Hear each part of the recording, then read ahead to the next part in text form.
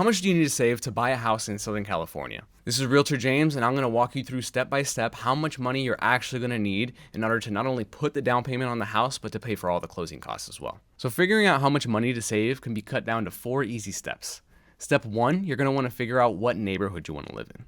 Step 2, you're going to want to figure out how much of a down payment you're going to need. Step 3, you're going to want to figure out how much of a closing cost you want to save for. And step 4 is budgeting down and determining how much a month that you need to save. If you're living in Southern California, homes are going to range anywhere from $500,000 to maybe $1 million for most people.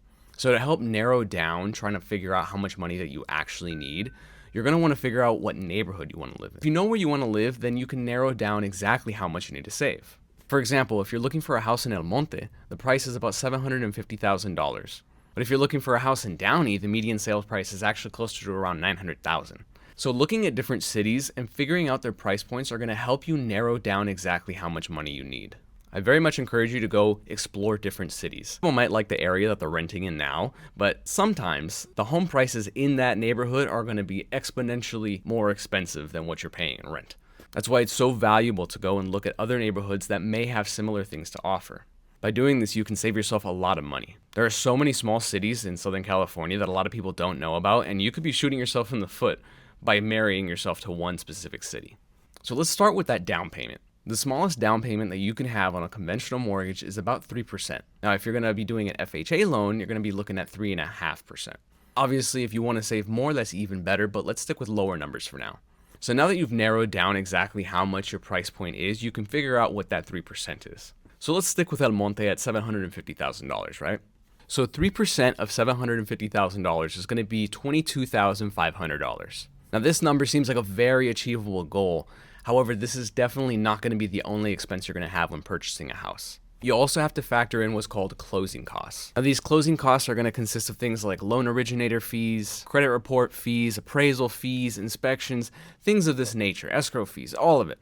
Now they can average anywhere from 2% to 5%. So this one's going to be a little bit more hard to narrow down, but just to give yourself a really good buffer, let's just say 3%.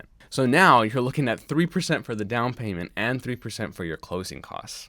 Altogether, that's going to cost you about $45,000. Again, sometimes closing costs can be a little bit less, but if you want to be safe, this would be a good amount to save. Now, 45 grand is not easy to save up in a short period of time, but saving up over a couple years can help ease that burden financially. Now, let's say you want to save for about 3 years. That's going to be about 15 grand every year. And if you break that down to a monthly number, that's going to be about $1,250 a month. Now, that's a pretty big number to be saving. And it is going to be hard for a lot of people on their own to be saving that kind of money. But if you're buying with a partner or a friend, or you're having a family member help you out, that's definitely going to help ease the burden. And although it isn't going to be easy to save all this money, it's definitely going to be one of the best investments. Year over year appreciation of home values prove that it is a fantastic asset to have. A lot of people are worried about a housing market crash and things like that. But to be honest, the numbers don't lie. And a lot of time, people who wait will lose money on appreciation of their home versus if they would have bought sooner. Those who are waiting for home prices to drop are the ones that are going to suffer.